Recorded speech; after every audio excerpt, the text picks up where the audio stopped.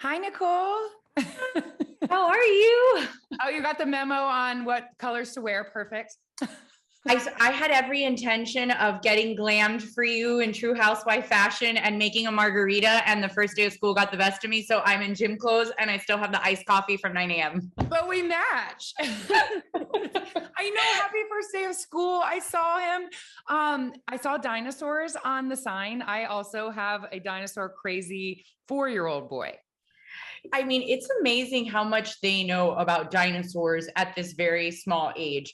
Like he can say some big words and tell you if they're a carnivore or an herbivore. I'm like, that's it's impressive. crazy. And what I knew, like Triceratops, Stegosaurus, and he'll be like, no, mom, that's what Diplodocus. That's a Carnotaurus. And I'm like, dude, I'm gonna have to take your word for it because mommy doesn't know. I don't know if you're right or not, but I'm going with it. Sure, buddy. Yeah. Exactly. How is this his first time going to school? So he did like a little half a day pre-K2 program to kind of warm him up to the idea of school. Yeah. But he's in a big boy school all the way up until 5th grade with big kids, and he's doing a full day.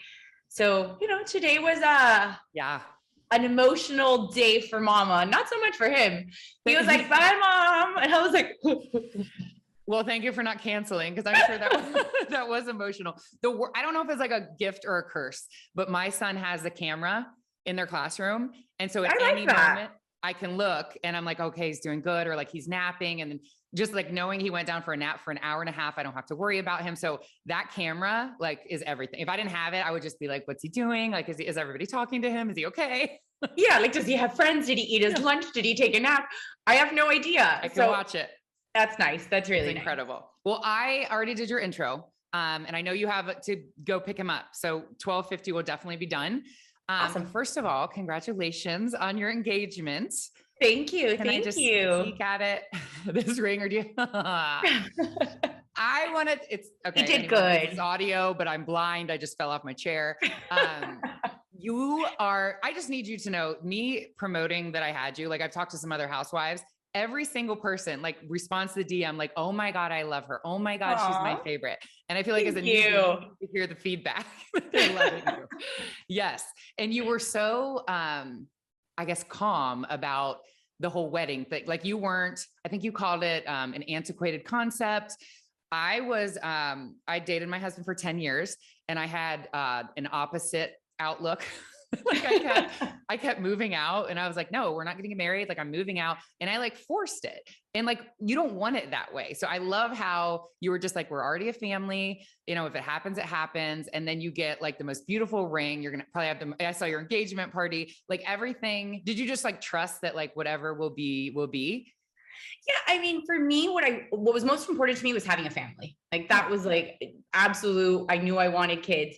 And then when that happened, I was kind of like, well, if the marriage comes, it comes. If it doesn't define us. Like we're still happy no matter what. Yeah. And so I was like, well, whatever. It wasn't really like a big deal. And I think because I was married before and he was married before, none of us had that kind of urge to rush to the altar. We were like, well, been there, done that. Didn't work out so well the first time, Yeah.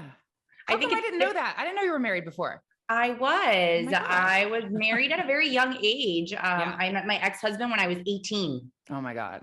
And we were together for 12 years from when I was 18 till I was 30. And he was older than me. So I think we just grew apart. We wanted different things in life. But since I had already been married, to me, it wasn't like this, oh, I need to wear this white dress and walk down the aisle. Yeah. Been there, done that. Exactly. And it's like with the divorce rate right now, it's like anybody that's like, no, you should be married. It's like, really? Have you done Yeah, I don't know. Maybe we're onto something, perpetually engaged. I don't know. Seriously, we're not. My husband would always say, my husband now, but when we were dating, he's like, I'm here because I want to be. I'm not here because I have to be. That's what Anthony says. Anthony's like, isn't it nice to know that I choose you every day versus being legally obligated to be next to you? And I was like, I guess that's a nice way to. Yeah, you're not here because you have to be. Exactly. And you guys, you can just see, like, how did you feel bringing him onto reality TV? Because you see, like, it's almost like a curse, like, especially on Housewives. It's like, if there's anything, you're going to get a divorce if you bring your husband or your significant other on. How did you feel? Or did you guys talk about it before bringing your relationship on camera? I know I think the national divorce rate's like 50%, and then the housewife divorce rate's like 70. So it's, I think it's high up there. I remember reading this somewhere. Yeah. We have a really good relationship. We talk a lot, and we both said that, you know, I think as long as we communicate and we keep things completely transparent, that we would be able to get through everything. And like, I wasn't worried about some scandal or anything coming out, you know, like I felt very confident in myself, in him, and in our relationship that it would be okay. But granted, we're only 2 seasons in, or 1 season in, you know, so we'll see. He was wonderful. First, I mean, he handled it all well. You see some of the husbands that like, they almost come off as mean, but I mean, I watch every season, but you can tell like maybe they just aren't used to having a production of cameras around them, and they're, you know, so it comes off as they're like being short with it. It's like, he's an asshole, but it's like, no, he's just like off camera. He's not like that at all. Anthony was just cool. Like you could tell the guy he was like, yeah, you didn't have anything to worry about with him. I think he shines in front of the camera. He does a lot of advertising and commercials for his business. So I feel like he's not new to being in front of the camera. Yeah. And he actually like, he turns on the charm and the whip for some reason. It's like, he shines when he's in front of the camera, but it's like, really, it's overwhelming. You know, I remember, I always joke about this. I thought there was going to be one guy in my house with a camcorder, you know, just following me around. Yeah. The first day they showed up, they got there 2 hours earlier to set up, and it's like lighting and camera and audio, and it's a team. It is overwhelming. There's multiple cameramen, and I understand why some people shut down. It's intrusive a little. I've been lucky enough to see the production. A friend of mine, Monique Samuels, was on Real Housewives of Potomac. She's now on a show on the OWN network, but I went to a couple events with her where I was like, I don't know. She never said that they were filming, but I was like, kind of feel like she's filming right now. And then you walk in and it's like, hold the thing up, sign your name. Like if they show you, they have to, but I made it on once, but like to see what I thought as a fan of the show was so crazy is that when you're watching a conversation, like just out of frame is the camera. So like they were like right next to you. And it's like, just have a normal conversation, but the camera is literally like 6 inches from your face. And watching that, I was like, how do you get used to that? Like, oh, just act normal. But we're going to be, it's not like they're filming from far away. I couldn't believe how close up, like watching it go down and seeing it behind the scenes was like the coolest thing ever. Oh, absolutely. Now, when I watch TV shows, I'm like, it's a whole different perspective when you see how they're made. Totally. But you know what? You really do get used to them, as weird as that sounds. The first couple of times you're fully aware of where they are and it's very, you know, awkward. Yeah. But by the end of the season, you're just like, all right, well, I forgot totally that they were there. How long did you shoot? Like for the first season, like how long, like of a time frame was that? I would say between 3 and 4 months. Oh, okay. And then is there a season 2? Is this now announced? Is announced? We are all waiting to hear from network to see if it is happening or not. We are all hopeful, and I'm excited about another season. And we have a wedding. we need to see the wedding. We didn't see that. We won't see my wedding yet, but Alexia got married recently. When he proposed on New Year's, were you filming? Is that what we see? We were off season. Okay. He probably did that strategically. It was really nice for it to be just like intimate. Yeah. It was us. It was early in the morning. We were in pajamas. It was him and Grayson. It was beautiful. Exactly how I would have wanted it. I would have been embarrassed if he did that on camera. Yeah. And he probably knows you enough to know not to do it on camera. Yeah. And then it would have felt moment sacred. It would have felt gimmicky, right? Like, oh, we did it for the show or for the. She's really going for a second season. Yeah, exactly. So I was happy that it was. Now I do want to get married. We didn't even know, like there was no talk of another season at that point. So it was perfect. It felt very natural. Yes. And I know you were like on vacation in Aspen. I am obsessed with just how low key your luxurious life is. Like you would never know. I mean, now I know Architectural Digest has shown your home. It's like the sickest house I've ever seen. I love like how understated everything is. I'm just so used to, it's like Housewives, they want you to see the label and you will see the label. It's like, if they have a bag, it's like Balenciaga, like anybody, yep. Do you see my new bag? And it's like in your face. And you were so understated. And like, I had no idea like this luxurious life that you live and like because you're not in your face about it. And it was wonderful. Oh, it makes me uncomfortable. Sometimes they'll ask me something and I'm like, I don't know how much it costs. And it's weird. I don't like to talk about those things. I certainly like to buy them and wear them, but it's not in your face. I like to talk about.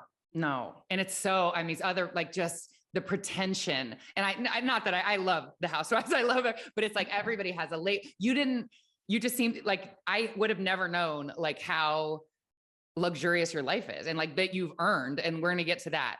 I said it in the intro, like a board certified anesthesiologist. You teach and like lecture as well. You have a mom, you're a mom of 3 and you're on a reality show. Squats and Margaritas. Mom of 1 and a dog. Oh my God. Why did I say mom of 3? I'm like, are you giving me kids already? More kids? I feel like there's kids coming. You're a mom of a 3-year-old. There we go. Which I feel like needs to be said because I talk about this a lot on my show. Like other moms will be like, well, you didn't call me back, or I've texted you twice. Are you okay? I'm like, am I okay? I'm giving baths. I'm making mac and cheese. Like people forget like what a young toddler mom life is. How like. Consuming it is. Yes. And it's like, people take it like personally, like you didn't call me back. And I'm like, your kids can drive. Like you have to remember. And then I'm like, did I not realize when their kids were young and I didn't have kids yet, like how probably, I mean, I'm just like, that is a lot. So just say that you're a mom of a 3-year-old and you work like 12-hour shifts. It's weird. I have a very strange schedule. So I work 3 days a week. Yeah. But one of those days is a 24-hour shift. 24. Yeah, 24 hours. So it's still considered full-time because I still managed to get the 40 hours in. Yeah. But in a very weird way. That's kind of an interesting way. Cause then you have your days off. It's like almost, I love it. People think it's crazy, but with a 3-year-old, it's nice to have the days off. So I try to schedule like parent orientation or the kid activities on the days that I'm off. Yeah. And I'm really lucky. My boss and my coworkers are incredible. They're really supportive of the show and being a mom of a young kid. So I'm really lucky in that sense that I have the flexibility to have 2 days off during the week. And how do you balance like the wanting to like grow and your brand and like focus on the show, and then you've got your job, and then not feeling like you're not spending enough time with your kid? Like I have so much guilt about doing this when they're young. Like how do you balance it, the mom life and the work life? I mean, it's incredibly hard, and I don't think I do a great job at it. I think I'm okay at it. I don't sleep very much. I'm an insomniac. I haven't really slept much. I think since residency, your body's just trained to, your beeper goes off at 2 a.m. and you're up and you've got surgery. And so your body acclimates to having very little sleep. So I think I have that on my side, that I probably get more hours in a day than most. Yeah. So I try to sneak my workout in 5 a.m. before he's even up. So I get that out of the way. Yeah. But I still have mom guilt. I feel bad if I'm filming late and I don't get to see him. I mean, there's only so much you can do, and I'm trying, I'm working on something. I really want to write a kid's book. That's really what I want to do now. So I'm trying to find the time to dedicate to that, plus work in between filming. And then it's a lot. It is. But I think you just saying it, like not everyone has it together. It looks like you've got it all balanced out. Like mom's just saying that. And another mom that I interviewed, Melissa and Doug, you probably have some of their toys. Yes, yeah, I'll like, fun. She's Melissa, like that's amazing. With 6 kids. And I was like, how did you build the brand with 6 the kids? brand of like, kids' toys? Yeah. And I'm like showing her all the things I have. And she's like, because she just has a very different outlook. She'd be like, because I said, my son is at the door and I see him and I'll be like, oh my gosh, I'll stop immediately to show him like, you were the most important thing. She's like, no. She goes, you show him what mommy does is important. And I was like, I never thought about it. It's like always like you try to like act like mom is the most important thing. And she's like, don't you want your daughter, I have a 6-year-old daughter, to one day come like have something that she's passionate about, and you're showing her that, and you tell them it's not more important, but it's just as important. And like that reframe for me, she's like, you shouldn't be apologetic about wanting something for your life. And so ever since the guilt starts to set in, I'm like, no, what I'm doing is important. I'm helping other women, and it's not a balance every day. It's not going to be like I was perfectly balanced. It's like, right at the end of the week, did you have a little bit of balance, and like giving yourself grace if you don't get it? Cause I would just be so hard on myself. Yeah. I mean, look, there's days where I worked late and I get home and I really don't get to spend much time with him. Yeah. The next day that I have off, I really try to carve out, a chunk of time to do something with him. So I didn't win on Tuesday, but you know what? I'm winning on Thursday. Exactly. That's you make the best out of it. You mentioned 5 a.m. workouts. I wanted to talk to you obviously about the balance, but you've also in sick shape. I wondered how there you go. You get up at 5. Cause I'm like, how do you even like you've made it a priority that you need to get it in. So at 5 o'clock you wake up, and did I read you do HIIT workouts? Yeah. Like boot camp? Exactly. That's my favorite type of workout because I just feel like you get your bang for your buck. So right now I'm doing this 54D program online, which is great because I can do it in my living room and it doesn't, it knocks out the time it takes to drive to the gym and to come back. So it's easy for me to get it in. But then I'll throw in like something random, like a Pilates workout or a jet set or spinning or whatever. I think as long as you get moving, like don't people complicate it, they're like, oh my God, I can't make it to the gym. Can't make it to the gym, go outside, run, Exactly. I'd be like, I can't make it to an hour class, so I wouldn't work out. It's like, it doesn't have to be an hour. Like I work out in my gym too. Once the pandemic hit, I never went back to a gym, but you save so much time without the commute. And you can kind of like put your son in front of a TV for 30 minutes and get a workout in, and you feel so much better. It's absolutely I can go back to him and be like, wow. And if I don't get a workout in, I'm just like, yeah. It's like, yeah, you're on edge. It's important. I rarely feel guilty about that time because I know it makes me a better person, a better mom. I'm just like, you need it. I'm a better mom when I work out. Huh? Yeah. I was going to ask, so I'm Squats and Margaritas. You're Squats and Prosecco or mojitos? I'm a champagne kind of girl. Okay. And I love Squats and bubbles. I've seen, you drink the Prosecco, and I try to promote a lifestyle of moderation. Cause it's like, I know moms that is like 5 a.m., 7 days a week, they do their workout and they don't drink and they just seem miserable. And then I know the other side of the spectrum where it's like, you can tell there's like way too much drinking. They're not putting themselves first as far as like their health and working out. I live in the middle, and I finally found like my best physical body enjoying my life after like I struggled with bulimia, anorexia, all the things for 20 years. And I was miserable and frustrated because I wasn't at my like ideal weight. And it's like, I found my ideal weight just kind of calming down and enjoying life, not making things off limits because then I want more. So if I say like, I'm not drinking, that's like, that's all you want. So allow it. And I say like daily indulgences, something that you want to have, it almost makes it like less tempting. Cause I'm like, I have wine every day. It's not like before I'd be like, it's my drinking night. And then you have like a bottle of wine. And then, it's like you go overboard because it's off limits. But if you make everything, allowed, it's not as tempting anymore. Do you live that way? Absolutely. When people are like, oh, I'm on this diet, I'm not going to have any carbs for the next 30 days or however long, that's just not sustainable, right? No, you can't go out to dinner somewhere and cut out carbs altogether. Exactly. Or you can't go to a get together and, just not eat or drink because nothing's on your diet. You have to do something that's going to be realistic and set yourself up for success. Yes. So I think everything in moderation is good.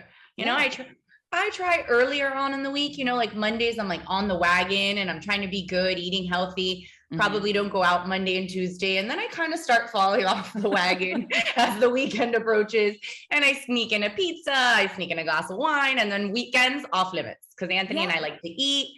Yeah. So, balance. And it's balance and it's fine. It's not, absolutely, I had a piece of pizza, like shit, I might as well eat the whole pizza and start over on Monday. Like that's what I used to do. Like I broke it. I ruined it. It's just like, you have a piece of pizza, like don't have pizza. If you have it for lunch, don't have it for dinner. Or like if I'll have some drinks at happy hour, then don't drink at dinner. It's like, I just make allowances throughout the day so that I can have what I need to have. And you kind of balance it out. And that's how I gravitate to other women that like live life the same way. They're not like on the extremes, because I've been on the extremes and I wasn't happy and never found my physical ideal. So it was like, I wrote a book called Squats and Margaritas to be like, if you just allow things and they're not as enticing. And then it's like, did you ever struggle with like any body image, eating disorder type? I mean, we all have body dysmorphia. Like, you look at yourself and you're like, oh my God, this wrinkle of skin or this wrinkle. Yes. But I thankfully have never progressed to the extreme forms of having, an eating disorder. Yeah. But it's incredibly common and incredibly challenging. And some people don't talk about it. And I didn't obviously talk about it when it was happening, but it's like, I decided to share my story now. And it's like eating disorder people, like professionals, will come for me and be like, you are making it about a physical ideal, saying you're happy in your best body. But like, admittedly, Nicole, I feel better when I'm in my best physical body. And if that means I have an eating disorder, like that's a hard sell for me. Like, I don't understand how trying to motivate women to get in their best body would be like a disordered way of thinking, because for so long when I wasn't happy in my body, it spilled over into every relationship. Like, I'd be short with my husband, I'd be short with my kids, because this looming thing of extra weight that I couldn't lose was on me. And once that was gone, it's like, I'm a better mom, a better friend. And they say that it's about a physical ideal, and that's wrong. And I'm just like, I have a hard time with that. Like, I feel better in my best body. Yeah. And so much of it's too just being healthy, right? I think living in moderation is healthier overall than binging one way or the other. Restricting yourself too much, not eating enough calories, not having a balanced diet is not healthy. And, you know, the other extreme of excess isn't healthy either. So I think finding a balance is good for you in numerous ways, you know, mentally and physically. And did I read you do intermittent fasting? I do, more so because of my work schedule. So yeah. So at 5 a.m, I'm just not hungry. Yeah. So I try to kind of like, once I get my cases started and the day kind of gets started at around 10 a.m, I finally have like a moment to breathe. I usually like sit down but I'm not like on the clock, like, okay, I have 6 minutes left, you know, I'm not going to eat or drink anything. It kind of just ends up happening that way, that I don't eat late at night because I have horrible reflux. And then in the morning, my start is just hectic. So yeah, I would say sense. I usually have dinner around 7:38, and then my first meal is 10 a.m. Okay. Like, can you talk me through, there's so many people, like the benefits of it. Like, it's better for your digestion to like give it a break. It's better, like sleep. Like, what is, I can't do it. I tried it once. I can't do it. For me, it's actually wonderful, because like, I feel like when I eat a big meal at night and then I try to go to sleep right after, or I eat late, I just don't sleep well. You know, your body's busy digesting. I have horrible reflux and heartburn. So you lay down and you've got all of this stuff, and I just toss and turn. So for me, if I can eat, 3 hours, 2 hours before I go to sleep, I just sleep so much better. Okay. And it helps to stabilize your glucose levels. I feel better when I don't eat so late. And I give myself more time to digest. Like, I feel like I just taught my body to like honor my hunger cues and like eat, because I starved myself for so long that it's like hard for me in the morning if I'm hungry to be like, it's not time to eat yet. Like, it like goes again, but that's with like my eating disorder past. But how much also do you think, like my coworker and I, we always talk about this, like how much of hunger do you think is also like habit, or like you look at the time and you're like, oh, I should be having breakfast today. Or you haven't had anything to drink, so you're dehydrated. Like, I don't know. Yeah. Sometimes I really wonder, because when you're busy, you're not hungry. Exactly. You forget to eat. And like, how do you forget to eat? Like, it's just not, there's other things on your mind. Right. So I'm always like, hunger is such a complicated thing, right? Because I think it's like, there's physical cues, but I think a lot of it's also psychological, which I think comes with the whole eating disorder thing, like the different aspects of eating.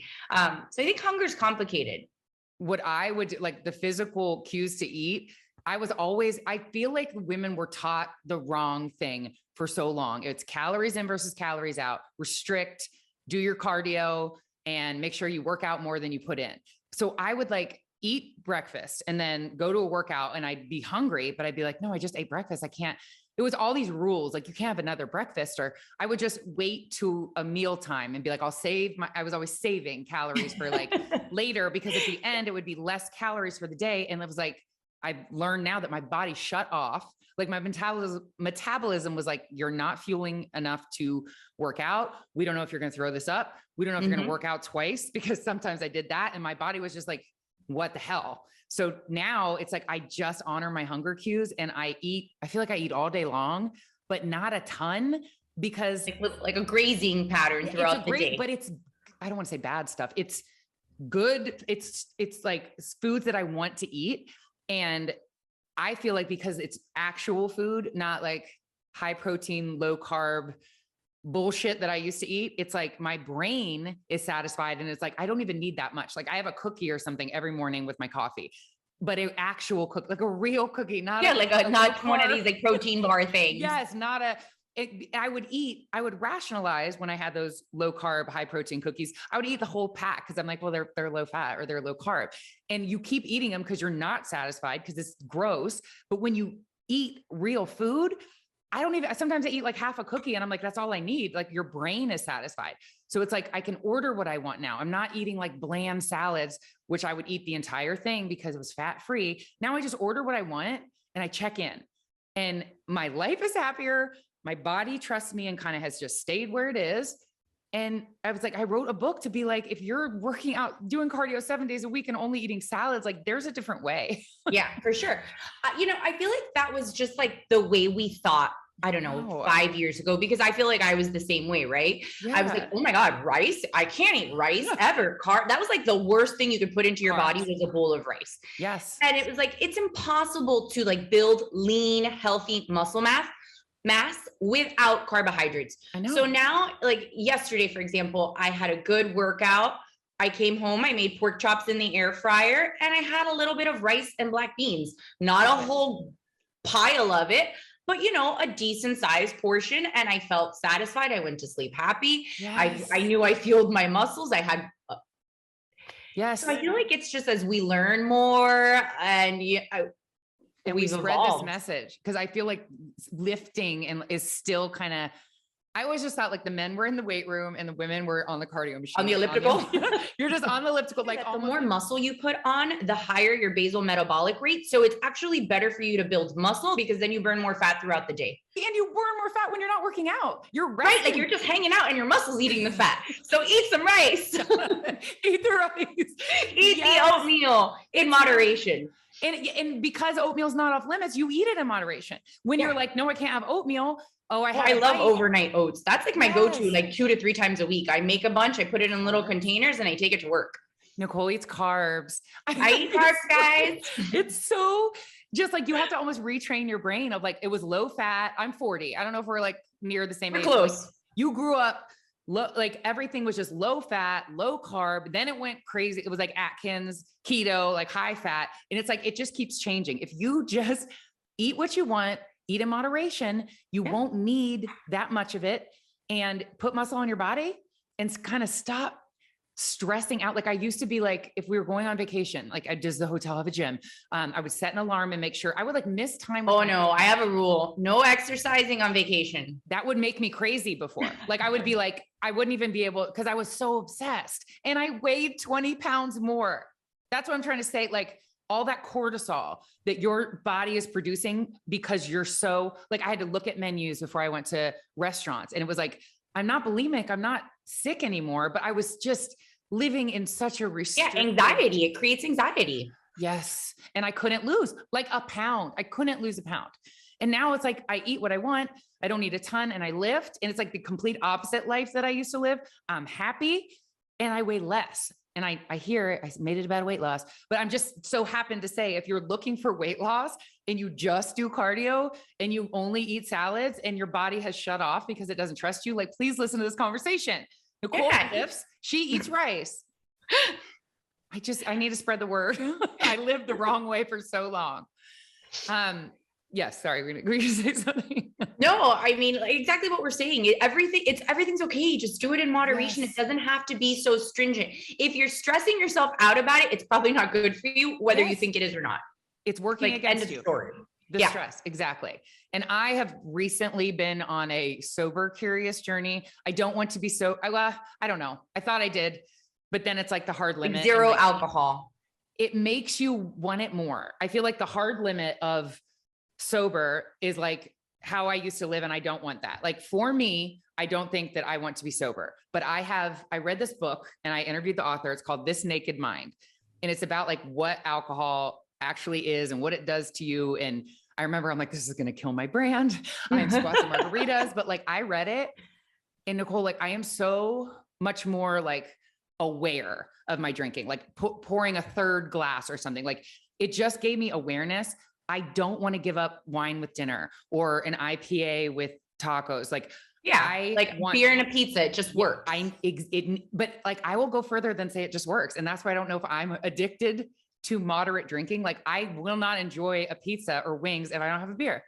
And she was like, well, maybe you want to look at that. I was like, oh, I don't want to substitute in a Coke if a beer's not available. But no, I do think there's like a social aspect of it, you know, and I do think like a glass of wine with a nice meal, I think it complements and it's like part of the experience. So I don't know that I'm gonna join you on your sober journey. I'm not going to sober, but the thing is, I'm getting dragged for that now. Like people are like, if you're not going to be sober, stop telling other people not to be sober. And I was like, I'm not telling other people not to be sober. Each his own. I'm actually saying that I drink less and I feel great, but I want to have, like, if I'm in Napa, I want to have a glass of wine. If I have chicken wings, I want an IPA. Like it's not binge drinking and I'm more aware of it. And I'm just sharing where I'm at. I need to get back to, I think the pandemic, I made a huge left turn away from balance. And I think a lot of us did. I think a lot of people did, you know, it was a very strange time. We were home. There wasn't much going on. You were kind of just like sitting around eating and drinking. I think a lot of people kind of went down that rabbit hole. And then you just bounce back. Like I still am like drinking every day. And I was like, cause that's what I started doing. And it's like, well, I wasn't home. I was working. You were an essential worker. I was in the hospital. So I don't really know what you're talking, but I can imagine. That's true. Yeah. Well, you got spared.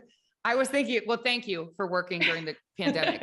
But I think a lot of women, like that's when we started drinking every day. And like, I would find myself drinking earlier and earlier. And it's like, if you're examining this so much, like alcohol is such a hold on you and you should be sober. And I'm like, if I really thought I had a problem, I probably wouldn't be this open about it. Like I would be hiding it. Like I don't know. I want to be more cognizant of my drinking. I don't want to be sober. And I want to get back to moderation, which I stand behind. I just got away from moderation for a year or so. Now I'm trying to like rein it in. I feel like without having read the book, I have kind of transitioned on the weekends to less drinking too, just because I've noticed, and maybe it's because I'm getting older and my liver's slowing down and it's not doing as great of a job as it was doing when I was in college. Yeah. I don't feel like 3 glasses of wine hits my body like it used to. Like if I have 3 glasses of wine at dinner and I lay down and to go to sleep, I toss and turn and I can feel my heart in my chest, like pounding. I'm dehydrated. I wake up in the middle of the night. I chug a glass of water. I pee. Like it's just, it doesn't sit the way it used to sit. Someone told me alcohol served me in my 20s. It no longer serves me anymore. It did the thing. It was so fun. But like now that I'm in my 40s, it doesn't serve me anymore. It makes me feel tired. And I was like, that feeling of like waking up with not having drank the night before, like nothing beats that. You feel nothing so good. Beats that. That kind of like borderline headache in the morning when you don't want to get up and the sun bothers your eyes. Like that sucks. I know. With a kid that's like, mommy, and you have a little headache, it doesn't work for me anymore. So I do find myself like saying no to the after dinner drink or the 3rd glass of wine. Whereas before I'd be like, yeah, get the other bottle. Same. That's exactly. I feel like just that change has made it, it's not off limits. I'm not sober, but like, yes. Or like it's nighttime. Like my family's visiting and they're like, it's like 10 o'clock and they're like opening a bottle of wine. I'm like, what is the point of this? We're going to bed. Like I'm out. Like I drank. I'm out. I'm not doing this to myself in the morning. So I do think that like, just because of life, I've become more conscious of the amount of alcohol I consume and how I feel the next day. Yes. When I was younger, I didn't care. Yes. I didn't know if it was going to go here. And I know you only have 15 more minutes. I want to talk about like the scene with your dad. I don't know if I'm going to even keep this in here because I haven't shared this, but I have a similar relationship with my dad right now. Oh, wow. But I can't be mean to him. Like, I don't want to hurt him. And when he drinks, it's all like, I'll see him going for a second bottle or something. And I'm like, Dad, I'll try to stop him. And then something will inevitably happen. There will be a blow up. And I'll be like, I tried to tell you. And he'll just almost like, I don't know. It's like, I can't yell at him or be direct with him. I have 3 younger sisters and they're all like, you're an asshole. Stop drinking all this. I can't talk to him in a way. I can't. Are you firstborn?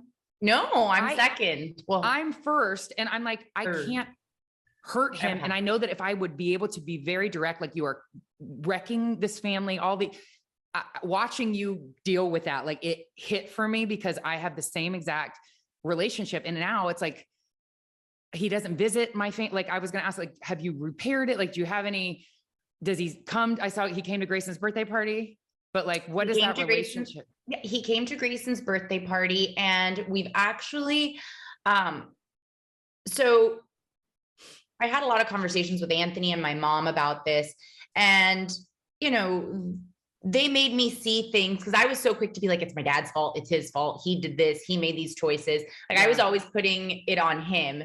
And they kind of pointed out some things that I do that might contribute to our dysfunctional relationship. You know, I'm a little bit of a ball buster, a little OCD, you know, like particular with my things. Yeah. And so I tend to project those high expectations on people. Yeah. And so I was like, okay, well, maybe I'm a little bit to blame for this. So I actually started going to therapy for myself to help with that. And then my dad and I started going to therapy. Wow. Yeah. And, we're in a much better place. You know, he pointed out some things that happened as I was growing up from his perspective that I had never seen or thought of.